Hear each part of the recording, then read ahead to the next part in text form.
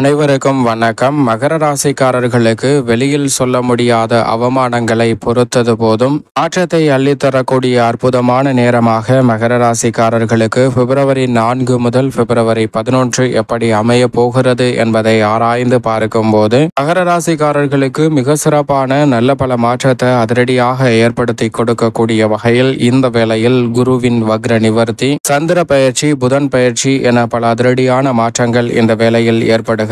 இப்படிப்பட்ட இந்த தருணத்தில் மிக வலுவாக மகர ராசிக்காரர்களுக்கு வெளியில் சொல்ல முடியாத அவமானங்களில் இருந்து நல்ல மாற்றத்தை சந்திப்பதற்கான வாய்ப்பு எந்தெந்த விஷயங்களில் நிறைவாக கிடைக்க போகிறது என்பதை ஆராய்ந்து பார்க்கும் போது ராசியின் அதிபதியாக இருக்கக்கூடிய சனி பாதசனியாக ஆட்சி பலம் பெற்றிருக்கிறார். மிக விரைவில் அவர் தைரியஸ்தானத்தில் நுழைய போகிறார். எனவே 7.5 சனி நிவர்த்தி அடையக்கூடிய இந்த வேளையில் மகர ராசிக்காரர்களுக்கு உறுதியாக வெளியில் சொல்ல முடியாத அவமானங்களை பொறுத்தது போதும் அனைத்திலும் இருந்து மிக சிறப்பான நல்ல மாற்றத்தையும் வளர்ச்சியையும் உறுதியாக சந்திக்கக்கூடிய வகையில் அற்புதமான வாய்ப்புகளை இந்த தருணத்தில் உங்களை தேடி கொடுக்க போகிறாருங்க. எனவே உத்தியோகம், தொழில் ரீதியாக இருக்கக்கூடிய பெரிய அளவிலான நெருக்கடிகள், சிக்கல்கள் இந்த தருணத்தில் மறையும். நீங்கள் நினைப்பதை காட்டிலும் பல்வேறு வகையான காரியங்களை காரிய தடையில்லாமல் கனகச்சிதமாகவும் தெளிவாகவும் துல்லியமாகவும் மேற்கொள்வதற்கான நல்ல யோகம் மகர ராசிக்காரர்களுக்கு உறுதியாக கிடைக்கிறது. நீண்ட நாட்களாக அலைச்சல் இழுபறியாக சந்தித்து வந்த பல நிகழ்வுகளை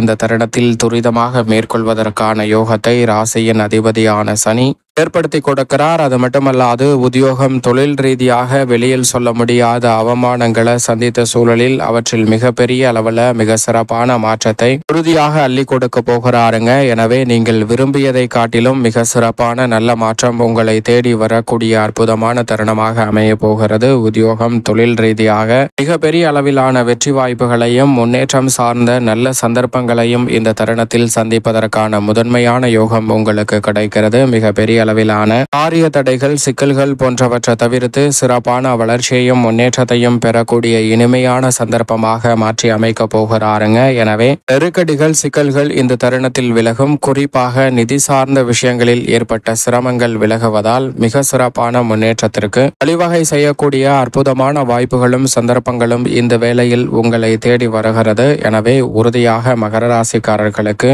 சனியின் அமைப்பால் மிக சிறப்பான மாற்றம் இந்த வேளையில் கிடைக்க போகிறது. அது மட்டுமல்லாது முழு சுபகிரகம் என்று சொல்லக்கூடிய குரு வக்ர நிவர்த்தி பெற்று பலம் பெறுகிறார் பூர்வ புண்ணிய ஸ்தானத்தில். குரு பகவானினுடைய வக்ர நிவர்த்தி மிக சிறப்பான நல்ல பல அதிர்ஷ்ட யோக வாய்ப்புகளை உறுதியாக மகர ராசிக்காரர்களுக்கு அள்ளி கொடுக்கிறது. முழுமையாக ஆக்கிய பஞ்சாகமத்தின்படி 11ஆம் தேதி முதல் வக்ர நிவர்த்தி பெற்று பலம் பெற போகிறார். எனவே நீங்கள் நினைப்பதை காட்டிலும் மிக பெரிய அளவிலான காரிய தடைகள், சிக்கல்கள் இந்த தருணத்தில் துரிதமாக உங்களுடைய வாழ்வில் இருந்து விலகுவதோடு மிக சிறப்பான வளர்ச்சியையும் முன்னேற்றத்தையும் சந்திக்கக்கூடிய வகையில் பல சந்தர்ப்பங்கள் எளிதில் உங்களை தேடி வருவதற்கான முதன்மையான யோகத்தை நிச்சயமாக மகர ராசிக்காரர்களுக்கு ஏற்படுத்தி கொடுக்கிறாருங்க குரு பகவான். அது மட்டுமல்லாது குரு வக்ர நிவர்த்தி பெற்று தனது சுப பார்வையால் ஜென்ம ராசியை வலுவாக பார்க்கிறாருங்க. குருவின் பார்வை ராசிக்கு கிடைப்பது மகர ராசிக்காரர்களுக்கு உண்மையிலும் மிக சிறப்பான அதிர்ஷ்ட யோக வாய்ப்பை நிச்சயமாக உருவாக்கி கொடுக்கிறது. அதிலும் வக்ர நிவர்த்தி பெற்று பலம் பெறக்கூடிய வகையில் பூர்வ புண்ணிய ஸ்தானத்தில் அமர்ந்து பார்ப்பதால் பூர்வீக சொத்துக்கள் ரீதியான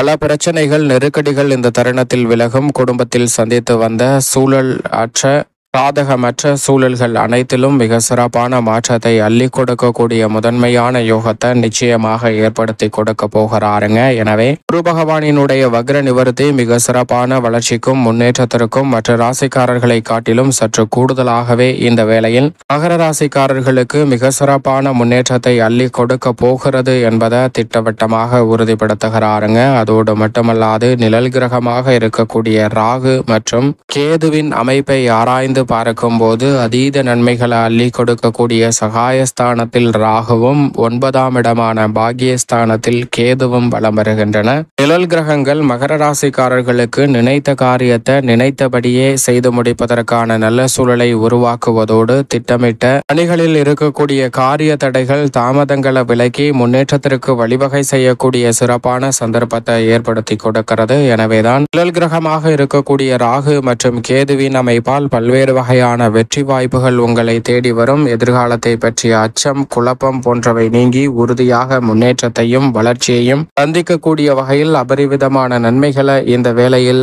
நிறைவாக பெறுவதற்கான முதன்மையான யுகம் உங்களை தேடி வருகிறது. எனவேதான் மகர ராசிக்காரர்களுக்கு மிக சிறப்பான வளர்ச்சி உண்டு. அது மட்டுமல்லாது ராகு தைரியஸ்தானத்தில் இருக்கும் போது அவருடன் இணைந்து உச்சம் பெற்றிருக்கிறார் சுக்கிரனின் உச்சம் பெரிய அளவுல மகர ராசிக்காரர்களுக்கு சிறப்பான வாய்ப்புகளையும் சந்தர்ப்பங்களையும் உறுதியாக ஏற்படுத்தி கொடுக்கிறது. இதுவரை கலைத்துறை, அரசியல் துறை போன்ற பணிகளில் சந்தித்து வந்த பெரிய அளவிலான நெருக்கடிகள், சிக்கல்கள் முற்றிலுமாக மறைவதோடு மிக சிறப்பான வளர்ச்சிக்கும் முன்னேற்றத்திற்கும் அடித்தளமிடக்கூடிய வகையில் அற்புதமான சந்தர்ப்பங்களை இந்த வேளையில் சந்திப்பதற்கான முதன்மையான யோகம் உங்களுக்கு கிடைக்கிறது. அது மட்டுமல்லாது பெரிய அளவுல காரிய தடைகள், சிக்கல்கள் என சந்தித்து வந்த சூழலில் அவை அனைத்தும் இந்த தருணத்தில் மறையும். சுக்கிரனின் உச்சம் என்பது தைரியஸ்தானத்தில் இருப்பதால் துணிச்சலுடன் பல முடிவுகளை எடுத்து மிகப்பெரிய அளவிலான வெற்றி வாய்ப்புகளையும் முன்னேற்றத்தையும் உறுதியாக சந்திப்பதற்கான முதன்மையான அதிர்ஷ்ட யோகம் இந்த வேளையில் தடை தாமதம் இல்லாமல் உங்களுக்கு கிடைப்பதற்கான நல்ல வாய்ப்பும் சந்தர்ப்பமும் நிறைவாக அமைந்திருக்கிறது. எனவே சரியாக இந்த சூழலை பயன்படுத்திக் கொள்ளுங்கள். அப்படி பயன்படுத்திக் கொள்ளும் போது மகர ராசிக்காரர்களுக்கு இனிமையான நல்ல பொற்காலமாக அமைவதற்கான வாய்ப்பை உச்சம் பெற்றிருக்கக்கூடிய சுக்கிரன் திட்டவட்டமாக உறுதிப்படுத்துகிறார். அதோடு மட்டுமல்லாது இந்த வேளையில் சந்திரனை பொறுத்த வரைக்கும் 4, 5, 6 ஆகிய இடங்களில் வலம் வர போகிறார். அதிலும் குறிப்பாக குருவுடன் இணைந்து 5ஆம் இடத்தில் உச்சம் பெற்றும் வலம் வருகிறார். சுக்கிரன் உச்சம் பெற்றிருப்பது மட்டுமல்லாது சந்திரனின் உச்சமும் இரட்டிப்பு நன்மையை உறுதியாக மகர ராசிக்காரர்களுக்கு ஏற்படுத்தி கொடுக்கிறது. எனவே மகர ராசிக்காரர்கள் மிகப்பெரிய அளவிலான வளர்ச்சியையும் முன்னேற்றத்தையும் இந்த தருணத்தில் உறுதியாக சந்திப்பதற்கான முதன்மையான யோகம் உங்களுக்கு கிடைக்கிறது. மிகப்பெரிய அளவில் இருந்த காரிய தடைகள், சிக்கல்கள் விலகுவதோடு மிக சிறப்பான வளர்ச்சிக்கும் அடித்தளமிடக்கூடிய நல்ல வாய்ப்பும் சந்தர்ப்பமும் இந்த வேளையில் கிடைக்கிறது. சரியாக பயன்படுத்திக் கொள்ளுங்கள். ராசியின் உச்ச அதிபதியாக இருக்கக்கூடிய செவ்வாயும் யோகஸ்தானமாகிய 6இல் நின்று கொண்டிருக்கிறார். எனவே யோகஸ்தானத்தை வலுப்படுத்தக்கூடிய செவ்வாயின் அமைப்பு புதிய அசையும் அசையா சொத்துக்கள் வாங்குவதோடு மட்டுமல்லாது பல்வேறு வகையில் இருக்கக்கூடிய நெருக்கடிகள், தடைகள் விலகி முன்னேற்ற பாதையில் பயணிக்கக்கூடிய வகையில் மிக சிறப்பான நல்ல பல சந்தர்ப்பங்களை நிச்சயமாக ஏற்படுத்தி கொடுக்க போகிறாருங்க. எனவே சரியாக பயன்படுத்திக் கொள்ளுங்கள். உஷ்ணகிரகமான சூரியன் ஜென்மராசியில் வலம் வருகிறார். ஜென்மராசியில் வலம் வருவதால் அலைச்சல் அதிகரித்தாலும் காரிய வெற்றி நிறைவாக உண்டு. வித்யாகாரகரான புதன் ஜென்மராசியை விட்டு விலகி 2ஆம் இடத்தில் சனியுடன் இணைகிறாருங்க. எனவே வித்யாகாரகரான புதனின் அமைப்பால் மிக நுணுக்கமாக பல பணிகளை கையாண்டு முன்னேற்றத்தையும் வளர்ச்சியையும் இந்த தருணத்தில் சந்திப்பதற்கான அற்புதமான வாய்ப்புகளை உருவாக்கி கொடுக்க போகிறார். பெரிய அளவிலான நெருக்கடிகள், தடை தாமதங்கள் இந்த தருணத்தில் முற்றிலுமாக விலகி முன்னேற்றத்திற்கு வழிவகை செய்வதற்கான நல்ல சந்தர்ப்பம் கிடைக்கும். மேலும் இந்த தருணத்தை சாதகமாக மாற்றிக்கொள்ள மகர ராசிக்காரர்கள் உறுதியாக வாரத்தில் செவ்வாய்க்கிழமை விரதமிருந்து அருகாமையில் உள்ள நவகிரக சன்னதி சென்று தீபம் ஏற்றி வழிபாடு செய்யுங்கள். தங்களுடைய வாழ்வில் சந்திக்கக்கூடிய தடை தாமதம் அத்தனையும் விலகி முன்னேற்றமும் வளர்ச்சியும் விரைவாக மகர ராசிக்காரர்களை தேடி வருவதற்கான முதன்மையான அதிர்ஷ்ட யோகம் நிச்சயமாக கிடைக்கும் என்பதில் சந்தேகமே இல்லை.